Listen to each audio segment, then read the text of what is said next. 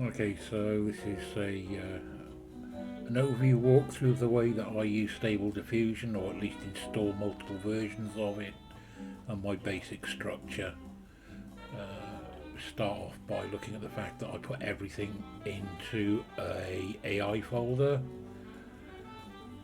That's one part of it. And within that AI folder, I've got a common folder. And then within the common folder, I've got all my models saved. And I've also got all my outputs directories, so my images to images and everything else. And that's so that I can use multiple versions. I have multiple versions installed, all pointing at the same thing. As you can see here, I've got 1, 2, 3 at the moment different installs of a automatic 111. And I'm going to put a new one in. So the way I do this is, first of all, come into my AI folder and create a new one. So this is going to be version 1.31. And then standard thing from there, need to open up a PowerShell from there, so I'll be in the right place to do a git pull. And let's hop over to... where is it hiding? I haven't got it open. It's automatic 111. Grab the link and then come back into PowerShell window, and within this folder git clone and just let it do its thing. While that's doing that, or once that's done that, next thing I'm going to do is come back into here, come now into this new Stable Diffusion. I'm going to delete this models folder, which is currently empty because it's the new install.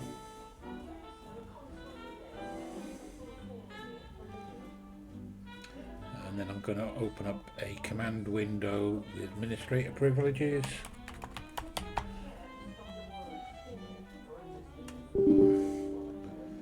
What I need to do is I need to make a symbolic link to my common directory. So it's mklink/d for directory. You need brackets, and then you need the location that you're going to create the symbolic link in. So in this case, it's going to be this /models, then a space, open up double quotes again, and then this is where the actual file models are installed.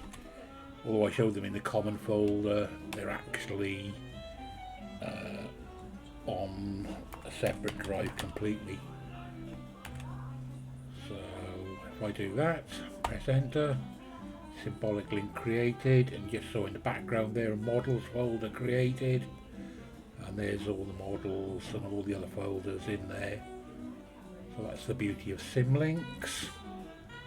And then what you also want to do whilst you're in here is do the same for your outputs. So you can press the up arrow to come back to the last command.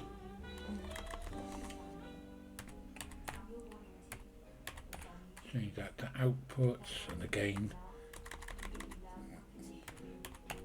the source of where they actually really are, and then that will have created the second symbolic link. So there's my outputs folder ready to go.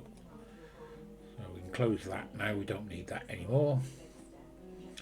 So over here, standard thing before you do anything else, you need to edit your webui file. So cd stable diffusion notepad webui-user.bat and set your command line arguments. So because I run multiple versions, I like to run them on different ports.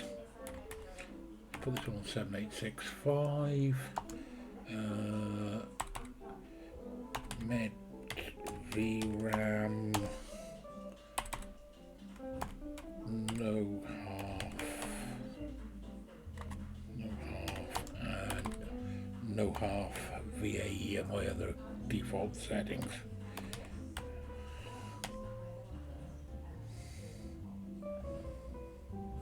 I think that's right. Hang on a second, let me just go and check it in the existing one, because I always get it wrong.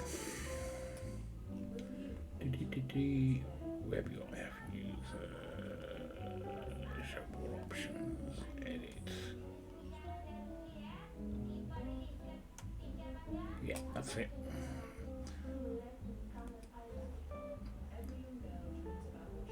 Now I can save that. And now I can run the webui-user.bat file.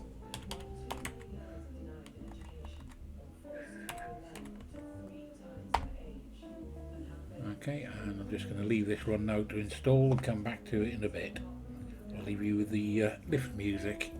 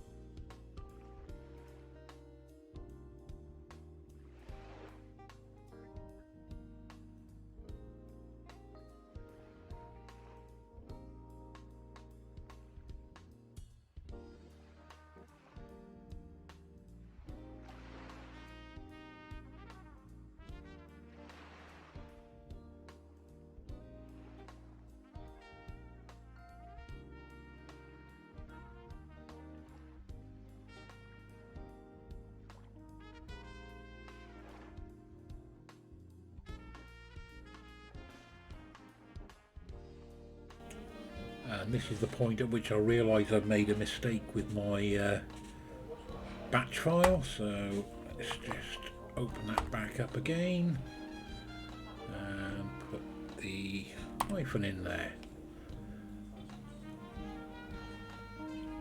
Save that, clear the screen and rerun the user.bat.